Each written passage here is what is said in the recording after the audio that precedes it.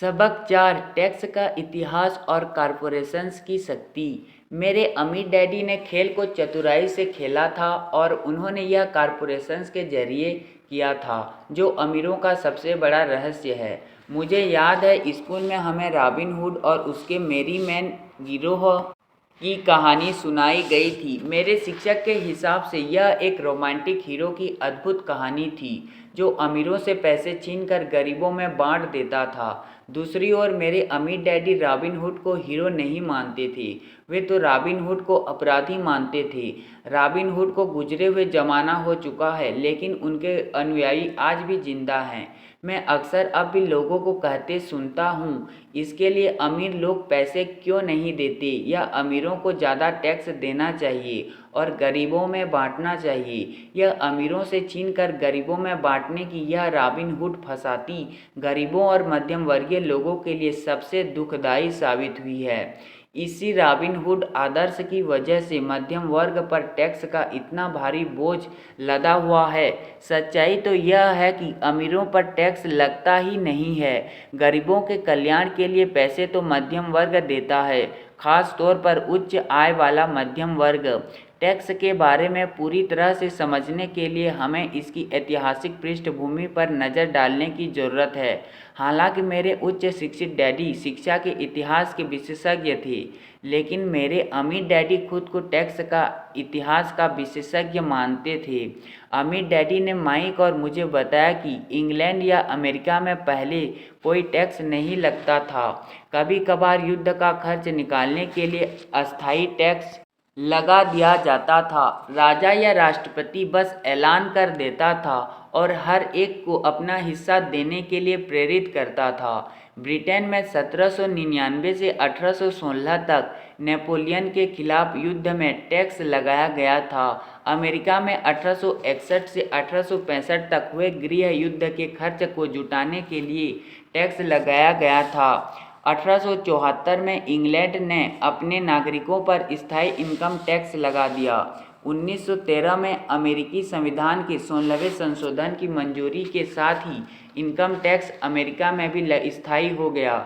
एक ज़माने में अमेरिकी टैक्स विरोधी थे। चाय पर बहुत ज़्यादा टैक्स लगने की वजह से ही बॉस्टन हार्वर्ड की मशहूर टी पार्टी वाली घटना शुरू हुई, जिसने क्रांतिकारी युद्ध को चिंगारी दी।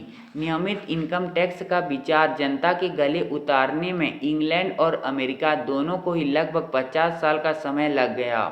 इन ऐतिहासिक तारीखों से हमें यह पता नहीं चलता कि ये दोनों टैक्स शुरुआत में सिर्फ अमीरों पर लगाए गए थे।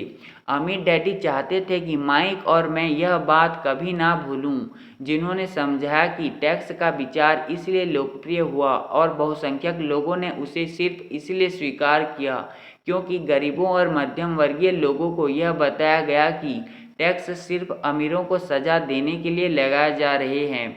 इसी कारण जनता ने कानून के समर्थन में वोट दिया और यह संवैधानिक रूप से कानून बन गया। हालांकि इसका इरादा अमीरों को सजा देना था, लेकिन अंततः यह उन्हीं लोगों के लिए सजा बन गया जिन्होंने इसके समर्थन में वोट दिया था, गरीब और मध्यम वर्ग। एक बार जब सरकार ने पैसे का स्वाद चख लिया तो इसकी भूख बढ़ती गई। अमीर डैडी ने कहा, तुम्हारे डैडी और मैं पूरी तरह विरोध में हैं। वे सरकारी अफसर हैं और मैं पूंजीपति हूँ। हमें विपरीत व्यवहार के कारण पैसे मिलते हैं और हमारी सफलता को तौलने के तराजू भी अलग अलग हैं। उन्हें पैसे खर्च करने और लोगों को नौकरी देने के लिए पैसे मिलते हैं। वे जितना ज़्यादा खर्च करते हैं और जितने ज़्यादा लोगों को नौकरी देते हैं, उनका संगठन उतना ही ज़्यादा बड़ा बनता है। सरकार में हमें बड़े संगठन को सम्मान दिया जाता है। दूसरी ओर अपनी कंपनी में मेरे निवेशक मेरा उतना ही ज़्यादा सम्मान करते हैं, इसलिए मैं सरकारी लोगों को पसंद नहीं करता। प्राय उनके लक्ष्य कारोबारी लोगों से भिन्न होते हैं। जब सरकार में कर्मचारियों की संख्या बढ़ती है तो उन्हें तनख्वाह देने के लिए पहले से ज़्यादा टैक्स डॉलर्स की ज़रूरत होती है। मेरे शिक्षित डैडी सचमुच मानते थे कि सरकार को लोगों की मदद करनी चाहिए। उन्हें जॉन एफ कैनेडी बहुत पसंद थे, खास तौर पर पीस कार्प का विचार। वे इस विचार को इतना ज़्यादा पसंद करते थे कि वे और मेरी माँ दोनों ही पीस कार्प के लिए काम करते थे तथा मलेशिया, थाईलैंड और फिलीपींस जाने वाले स्वयंसेवकों को प्रशिक्षित करते थे। वे हमेशा अतिरिक्त अनुदानों और बजट बढ़वाने की कोशिश करते थे ताकि वे आर्थिक लोगों को नियुक्त कर सकें, शिक्षा विभाग की नौकरी में भी और पीस कार्प में भी। जब मैं 10 साल का था तब से अमीर डैडी मुझसे कहते आ रहे थे, सरकारी कर्मचारी आलसी चोरों का गिरोह है। लगभग तभी से मेरे गरीब डैडी मुझसे कहते आ रहे थे कि अमीर लोग लालची और बदमाश होते हैं जिन्हें सरकार को ज़्यादा टैक्स देना चाहिए। दोनों ही विचारों के पक्ष में उपयुक्त तर्क दिए जा सकते थे। मेरे लिए यह बहुत मुश्किल था कि शहर के बहुत बड़े पूंजीपति के लिए काम करने के बाद एक ऐसे पिता के पास लौटूं जो एक शीर्ष सरकारी अफसर थे। यह तय करना आसान नहीं था कि किस डैडी की बात पर यकीन किया जाए, लेकिन जब आप टैक्स के इतिहास का अध्ययन करते हैं तो एक दिलचस्प पहलू सामने आता है। जैसा मैंने कहा था, टैक्स सिर्फ इसलिए लागू हो पाए क्योंकि जनता अर्थशास्त्र के रॉबिन हुड सिद्धांत में यकीन करती थी, अमीरों से छीनो और बाकी सब में बांट दो। समस्या यह थी कि सरकार की पैसे की भूख इतनी बढ़ गई कि जल्द ही मध्यम वर्ग पर भी टैक्स लगाने की नौबत आ गई और वहां से ये नीचे खिसकने लगी। दूसरी तरफ अमीरों ने इसे एक अवसर के रूप में देखा क्योंकि वे उन्हीं नियमों को हिसाब से नहीं खेलते हैं जिनसे जनता खेलती है। अमीर लोग कॉरपोरेशंस के बारे में जानते थे जो समुद्री जहाज़ों के दिनों में लोकप्रिय थे। अमीर लोग हर समुद्री यात्रा में संपत्ति की अपने जोखिम को सीमित करने के लिए कॉरपोरेशंस का उपयोग करते थे। हर समुद्री यात्रा के लिए अमीर लोग अपना पैसा एक कॉरपोरेशंस में डाल देते थे। फिर कॉरपोरेशंस खजाने की तलाश में नए संसार की यात्रा करने के लिए जहाजियों को नियुक्त करते थे। अगर जहाज डूब जाता था तो जहाजियों की जान चली जाती थी, लेकिन अमीरों को सिर्फ उतने ही पैसे का नुकसान होता था जितना उन्होंने उस खास समुद्री यात्रा में निवेश किया था। नीचे दिया रेखाचित्र दर्शाता है कि कॉरपोरेशन तंत्र किस प्रकार आपके व्यक्तिगत इनकम स्टेटमेंट और बैलेंस शीट के बाहर रहता है। कॉर्पोरेट इनकम स्टेटमेंट, आय व्यय, व्यक्तिगत इनकम स्टेटमेंट, आय व्यय, व्यक्तिगत बैलेंस शीट, संपत्तियां, दायित्व। कानूनी कॉर्पोरेट तंत्र के ज्ञान की बदौलत अमीर लोग दरअसल गरीबों को मध्यम वर्ग से बहुत अधिक लाभप्रद स्थिति में रहते हैं। चूँकि मुझे 2 डैडियों, एक समाजवादी और दूसरे पूंजीपति ने शिक्षा दी थी, इसलिए मुझे जल्द ही यह एहसास होने लगा कि पूंजीपति के दर्शन में ज़्यादा आर्थिक समझदारी नज़र आती है। मुझे ऐसा लगा कि वित्तीय शिक्षा की कमी के चलते समाजवादी अंततः खुद को ही सजा देते हैं। चाहे अमीरों से छीन लो के नारे लगाने वाली भीड़ कितने भी जतन कर ले, अमीर लोग हमेशा उसे हराने का कोई ना कोई तरीका खोज लेते हैं। इसी कारण मध्यम वर्ग पर टैक्स लगी। अमीर लोगों ने बुद्धिजीवियों से ज़्यादा चतुराई सिर्फ इसलिए दिखाई क्योंकि वे पैसे की शक्ति को समझते थे, एक ऐसा विषय जो स्कूल में नहीं पढ़ाया जाता। अमीर लोगों ने बुद्धिजीवी वर्ग को किस तरह हराया? अमीरों से छीन लो टैक्स जब एक बार पारित हो गया तो सरकारी विजेता में पैसा आने लगा। शुरुआत में लोग इस बात से खुश हुए, पैसा सरकारी कर्मचारियों और अमीरों के पास जाने लगा। सरकारी कर्मचारियों के पास यह नौकरी और पेंशन के रूप में गया, अमीरों के पास यह उनकी फैक्ट्रियों के जरिए मिले सरकारी अनुबंधों से आया। सरकार के पास ढेर सारे पैसे थे, लेकिन समस्या उनके वित्तीय प्रबंधन की थी। हर सरकारी विभाग का लक्ष्य होता है कि उसे जो पैसा आवंटित किया गया है वह बचना नहीं चाहिए, बल्कि पूरा खर्च होना चाहिए। यदि आप अपनी आवंटित राशि खर्च नहीं कर पाते हैं तो अगले बजट में इसके कम होने का जोखिम रहता है। ऐसा होने पर आपको निश्चित रूप से कार्यकुशल नहीं माना जाएगा। दूसरी ओर पैसे बचाने के लिए कारोबारी लोगों को पुरस्कृत किया जाता है और उन्हीं कार्यकुशलता की प्रशंसा की जाती है। जब बढ़ते सरकारी खर्च का यह चक्र जारी रहा तो पैसे की मांग बढ़ गई और अमीरों पर टैक्स लगाओ के विचार को थोड़ा बदला गया और इसमें कम अमीर लोगों को भी शामिल कर दिया गया। एक वक्त ऐसा आया जब इसमें वही लोग शामिल हो गए जिन्होंने इसके समर्थन में वोट दिया था, यानी गरीब और मध्यम वर्ग। सच्चे पूंजीपतियों ने इससे बचने का तरीका खोजने के लिए अपने वित्तीय ज्ञान का उपयोग किया। वे कॉरपोरेशंस की शरण में गए जिन लोगों ने कभी कोई कॉरपोरेशंस नहीं बनाया। उन्हें यह पता ही नहीं होता कि दरअसल कॉरपोरेशन जैसी कोई चीज़ नहीं होती। कॉरपोरेशन सिर्फ एक फाइल फोल्डर है जिसमें कुछ कानूनी दस्तावेज रहते हैं जो किसी वकील के ऑफिस में रखा जाता है और राज्य सरकार की किसी एजेंसी में पंजीकृत होता है। यह कोई बड़ी इमारत, फैक्ट्री या लोगों का समूह नहीं होता। कॉरपोरेशन सिर्फ एक कानूनी दस्तावेज होता है जो बिना आत्मा वाला एक कानूनी शरीर बनाता है। इसका उपयोग करने से अमीरों की दौलत एक बार फिर सुरक्षित हो गई। कॉरपोरेशन इसलिए लोकप्रिय हुआ क्योंकि कॉरपोरेशन की इनकम टैक्स दर व्यक्तिगत इनकम टैक्स दरों से कम होती है। इसके अलावा कॉरपोरेशन को टैक्स चुकाने में पहले कुछ खर्च करने की अनुमति होती है। अमीरों और गरीबों के बीच यह लड़ाई सदियों से चली आ रही है। जब भी और जहाँ भी कानून बनाए जाते हैं यह युद्ध लड़ा जाता है और यह अनंत काल तक चलेगा।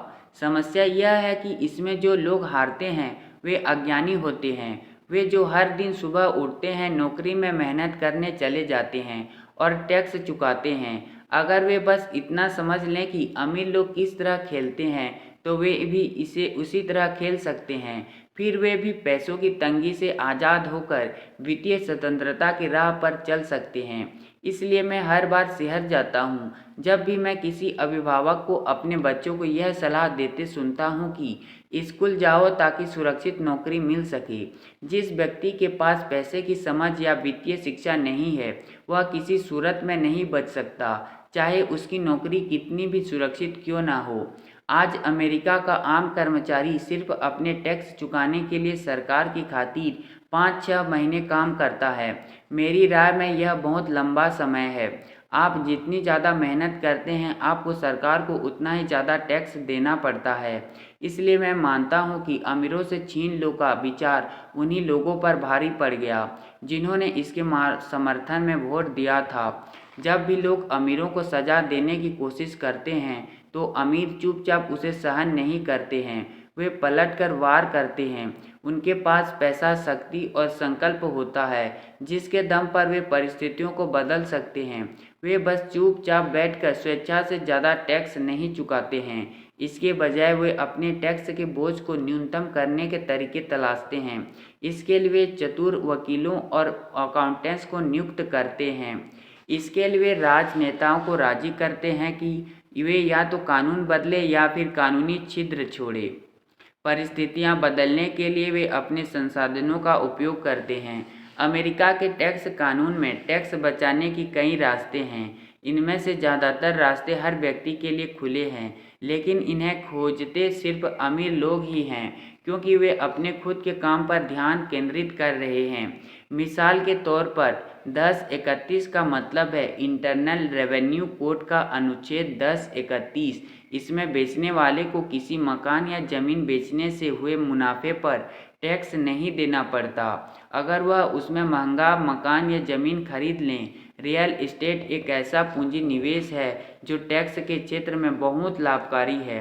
जब तक आप पुरानी रियल एस्टेट बेचकर ज़्यादा महंगी रियल एस्टेट खरीदते रहेंगे तब तक आपको मुनाफे पर टैक्स नहीं देना पड़ता।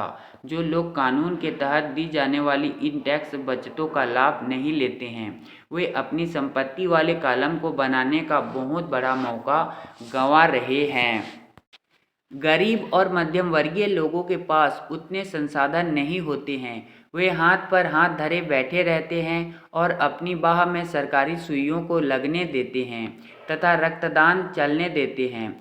आज मैं ज़्यादा टैक्स चुकाने वाले या कम छूट लेने वाले लोगों की संख्या देखकर लगातार सदमे में रहता हूँ, जिसका कारण सिर्फ यह है कि वे सरकार से डरते हैं। मेरे कुछ मित्र हैं जिनका कारोबार किसी सरकारी गलती की वजह से बंद और तबाह हो गया। मुझे इस बात का एहसास है, लेकिन इस डर से बचने के लिए अगर आप जनवरी से मई तक काम करने की कीमत चुकाते हैं तो मेरे हिसाब से यह काफ़ी ज़्यादा कीमत है। मेरे गरीब डैडी ने कभी पलट कर लड़ाई नहीं की, मेरे अमीर डैडी ने भी नहीं की। उन्होंने तो बस खेल को ज़्यादा चतुराई से खेला और उन्होंने यह कॉरपोरेशंस के जरिए किया, जो अमीरों का सबसे बड़ा रहस्य है।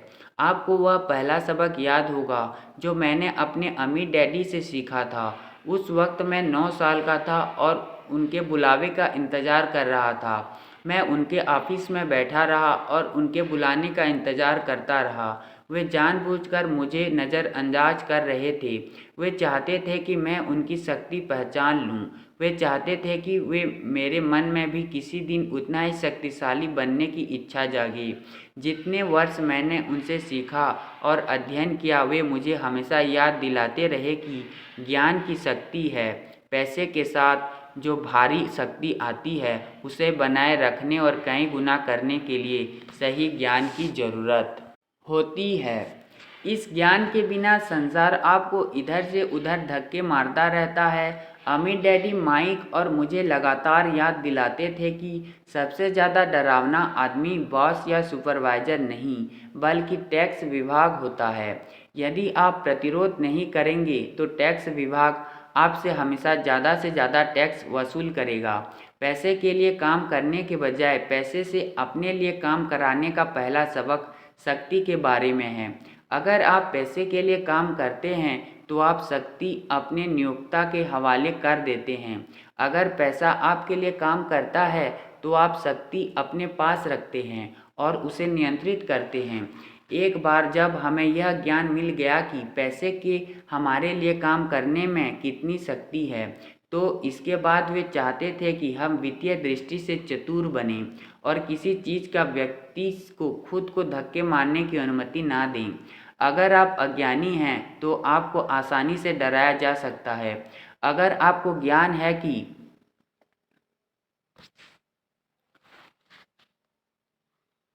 आप किस बारे में बात कर रहे हैं तो आपके पास लड़ने का अवसर है। इसलिए वे चतुर टैक्स अकाउंटेंट्स और वकीलों को इतने पैसे देते थे। सरकार को टैक्स देने के बजाय इन लोगों को पैसे देना सस्ता पड़ता था। उनका मुझे सिखाया सबसे अच्छा सबक यह था, चतुर बनो ताकि कोई तुम्हें इधर उधर धक्के ना मार सकें। वे कानून जानते थे क्योंकि वे कानून का पालन करने वाले नागरिक थे, और इसलिए भी क्योंकि कानून की जानकारी ना होना महंगा साबित हो सकता था। अगर आप जानते हैं कि आप सही हैं तो आप पलट कर लड़ने से नहीं घबराते हैं, भले ही आप रॉबिन हुड और उसके मेरी मैन गिरोह से लड़ रहे हों।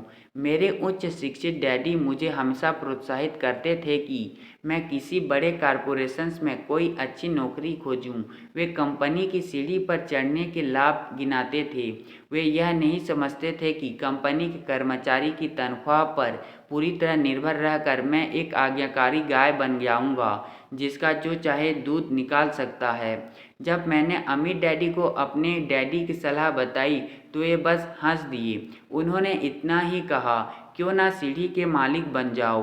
बचपन में मुझे यह समझ में नहीं आया था कि खुद के कॉरपोरेशंस का मालिक बनने से अमीर डैडी का क्या मतलब था। यह एक ऐसा विचार था जो असंभव और भयावह लग रहा था। हालांकि मैं इस विचार से रोमांचित था, लेकिन मेरी अनुभवहीनता मुझे यह कल्पना नहीं करने दे रही थी कि किसी दिन वयस्क लोग मेरी बनाई हुई कंपनी में काम करेंगी। मुद्दे की बात यह है कि अगर मेरे अमीर डैडी नहीं होते तो मैं शायद अपने शिक्षित डैडी की सलाह पर ही चलता। अमीर डैडी के बार बार याद दिलाने के कारण ही मेरे अपने कॉरपोरेशन का विचार जीवित रहा और मुझे एक अलग राह पर चलता रहा। 15-16 साल की उम्र में ही मैंने जान लिया था कि मैं उस रास्ते पर नहीं जाऊंगा जिसकी सलाह मेरे शिक्षित डैडी देते थे। मैं नहीं जानता था कि मैं यह कैसे करूंगा, लेकिन मैंने ठान लिया था कि मैं उस दिशा में आगे नहीं बढ़ूंगा जिसमें मेरे अभी अधिकतर सहपाठी जा रहे थे। इन फैसले ने मेरी ज़िंदगी बदल दी। अब मेरी उम्र 25 के आसपास हुई तब मुझे अमीर डैडी की सलाह में ज़्यादा समझदारी नज़र आने लगी। उस वक्त मैं मरीन कॉर्प से बाहर निकलकर ज़ेरॉक्स में काम कर रहा था। मुझे बहुत पैसे मिल रहे थे, लेकिन जब भी मैं अपने वेतन को देखता था मुझे हमेशा निराशा होती थी। कटौतियाँ बहुत ज़्यादा होती थी और मैं जितनी ज़्यादा मेहनत करता था वे उतनी ही बढ़ती जाती थी। जब मैं ज़्यादा सफल हुआ तो मेरे बॉस मेरे प्रमोशन और तनख्वाह बढ़ाने की बात करने लगी। यह सुनकर अच्छा लगा, लेकिन मैं अपने कानों में अमीर डैडी की यह आवाज़ भी सुन सकता था। तुम किसके लिए काम कर रहे हो? तुम किसे अमीर बना रहे हो? 1974 में जब मैं जेरॉक्स का कर्मचारी था, तभी मैंने अपना पहला कॉरपोरेशन बनाया और अपने खुद के काम पर ध्यान केंद्रित करना शुरू किया। मेरे संपत्ति वाले कॉलम में पहले से ही कुछ संपत्तियां थीं, लेकिन अब मैंने संकल्प ले लिया था कि इस कॉलम को ज़्यादा बड़ा बनाने पर ध्यान केंद्रित करूंगा। कटौतियों वाली तनख्वाह को देख देख कर मुझे अमीर डैडी की बरसों तक दी गई सलाह में ज़्यादा समझदारी दिखने लगी थी। अब मैं देख सकता था कि अगर मैं अपने शिक्षित डैडी की सलाह पर चला तो मेरा भविष्य क्या और कैसा होगा।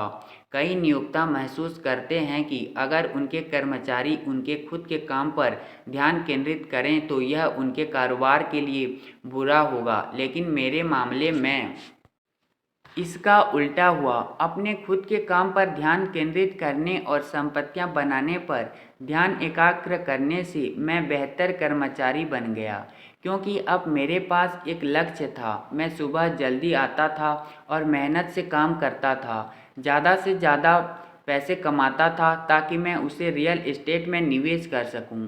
हवाई में उस वक्त भाव तेज़ी से बढ़ रहे थे और भारी दौलत कमाने की संभावना मौजूद थी।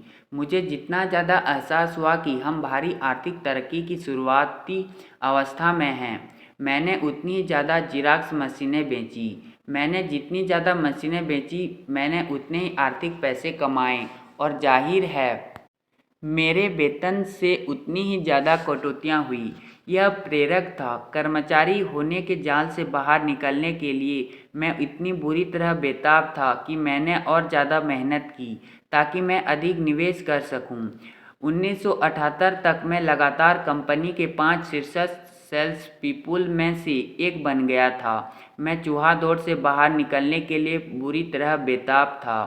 3 साल से भी कम समय में हाल यह हो गया कि मुझे जेरॉक्स में जितनी कमाई हो रही थी उससे ज़्यादा अपने रियल एस्टेट होल्डिंग कॉरपोरेशन से हो रही थी।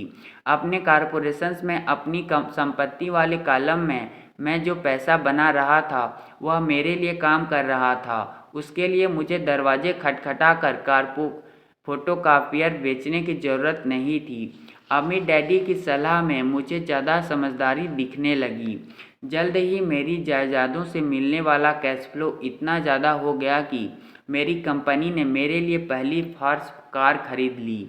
जेरॉक्स के बाकी सेल्स पीपुल को लगा कि मैं अपने कमीशन खर्च कर रहा हूं, मगर मैं ऐसा कुछ नहीं कर रहा था। मैं तो अपने कमीशनों का निवेश संपत्तियों वाले कॉलम में कर रहा था। मेरा पैसा और ज़्यादा पैसा कमाने के लिए कड़ी मेहनत कर रहा था। मेरी संपत्ति वाले कॉलम का हर डॉलर एक बढ़िया कर्मचारी था।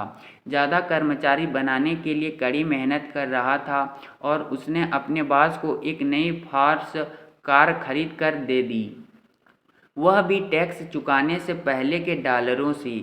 मैं जेरॉक्स के लिए ज़्यादा कड़ी मेहनत करने लगा। योजना काम कर रही थी और मेरी फॉर्स कार इसका सबूत थी। अपने अमीर डैडी से मैंने जो सबक सीखे उनका इस्तेमाल करके मैं कम उम्र में ही चूहा दौड़ से बाहर निकलने में सफल हुआ। यह उस बेहतरीन वित्तीय ज्ञान के कारण ही संभव हुआ जो मैंने अपनी डैडी के सबकों से हासिल किया था।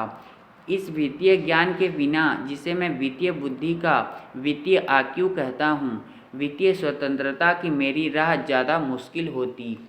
अब मैं दूसरों को इस उम्मीद में सिखाता हूँ कि वे मेरे ज्ञान से लाभ उठा सकें। मैं लोगों को याद दिलाता हूँ कि वित्तीय आईक्यू में विशेषता के 4 व्यापक क्षेत्रों का ज्ञान शामिल होता है। पहला, अकाउंटिंग। अकाउंटिंग वित्तीय साक्षरता या अंक पढ़ने की योग्यता है। यदि आप एक साम्राज्य खड़ा करना चाहते हैं तो यह एक अनिवार्य योग्यता है। आप जितने अधिक पैसे के लिए जिम्मेदार होंगे उतने ही ज़्यादा सूक्ष्म ज्ञान की ज़रूरत होगी, वरना आपका साम्राज्य ताश के पत्तों के महल की तरह ढह जाएगा। यह विवरण बाएं मस्तिष्क वाला हिस्सा है। वित्तीय साक्षरता का मतलब है फाइनेंशियल स्टेटमेंट पढ़ने और समझने की योग्यता, जिसकी बदौलत आप किसी कारोबार की शक्तियों और कमजोरियों को पहचान सकते हैं। दूसरा, निवेश। निवेश पैसे से पैसा बनाने का विज्ञान है। इसमें वे रणनीतियाँ और फार्मूले शामिल होते हैं जो रचनात्मक दाएं मस्तिष्क वाले हिस्से का उपयोग करते हैं।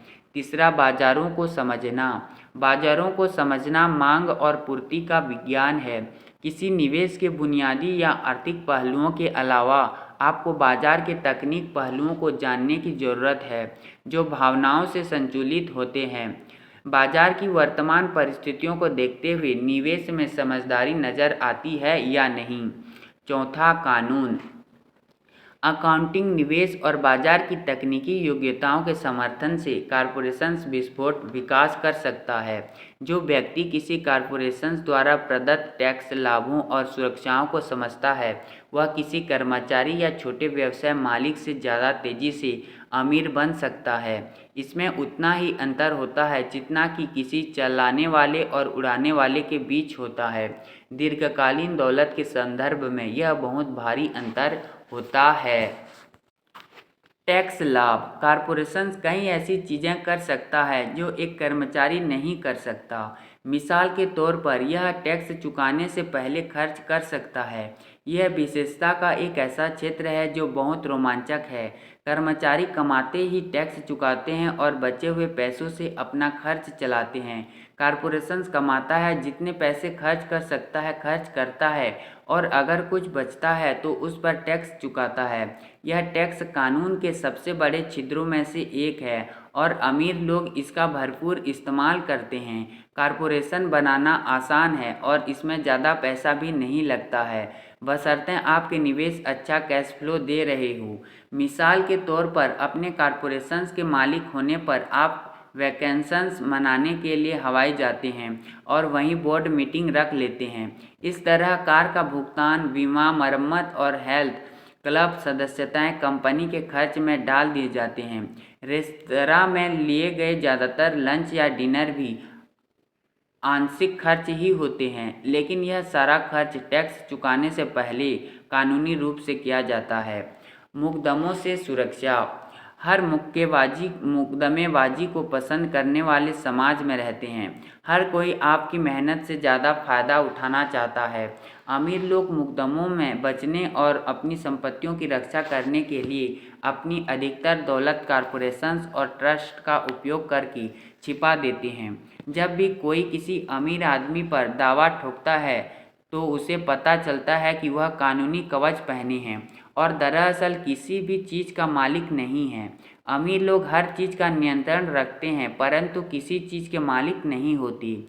गरीब और मध्यम वर्गीय लोग हर चीज़ के मालिक बनने की कोशिश करते हैं, इसलिए जब उन पर दावा ठोका जाता है तो वे सरकार या अमीरों पर दावा ठोकने के शौकीन साथी नागरिकों के हाथों अपनी संपत्ति गंवा बैठते हैं। उन्होंने यह रॉबिन हुड की कहानी से सीखा था, अमीरों से छीन लो और गरीबों में बांट दो। कॉरपोरेशन खड़ा करने का पूरा तरीका बताना इस पुस्तक का उद्देश्य नहीं है, लेकिन मैं कहूँगा कि अगर आप किसी प्रकार की वैध संपत्तियों के मालिक हो तो जल्दी से जल्दी किसी कॉरपोरेशन द्वारा प्रदत्त लाभों और सुरक्षा के बारे में ज़्यादा जानकारी हासिल करें। इस विषय पर कई पुस्तकें लिखी गई है जो विस्तार से इसके फायदे बताएंगी और कॉरपोरेशन गठित करने के लिए आवश्यक फायदानों की जानकारी भी देगी। गैरेट सटन की पुस्तकें। व्यक्तिगत कॉरपोरेशंस की व्यक्ति का बखूबी वर्णन करती है। वित्तीय आईक्यू दरअसल कई योग्यताओं और गुणों का मेल होता है। मैं कहूँगा कि यह ऊपर बताई गई 4 तकनीकी योग्यताओं का मिश्रण है जिसने बुनियादी वित्तीय बुद्धि बनती है। यदि आप भारी दौलत की चाह रखते हैं तो इन योग्यताओं के समन्वय से आपकी वित्तीय बुद्धि बहुत ज़्यादा बढ़ जाएगी। कॉरपोरेशंस वाले बिजनेस मालिक कमाते हैं, खर्च करते हैं, टैक्स चुकाते हैं। कॉरपोरेशंस के लिए काम करने वाले कर्मचारी कमाते हैं, टैक्स चुकाते हैं, फिर खर्च करते हैं। मेरी सलाह है कि आप अपनी संपत्तियों और कारोबारों के चारों तरफ कॉरपोरेशंस के सुरक्षा कवच के बारे में सीखें। इसे अपनी सफल वित्तीय रणनीति का हिस्सा बना लें।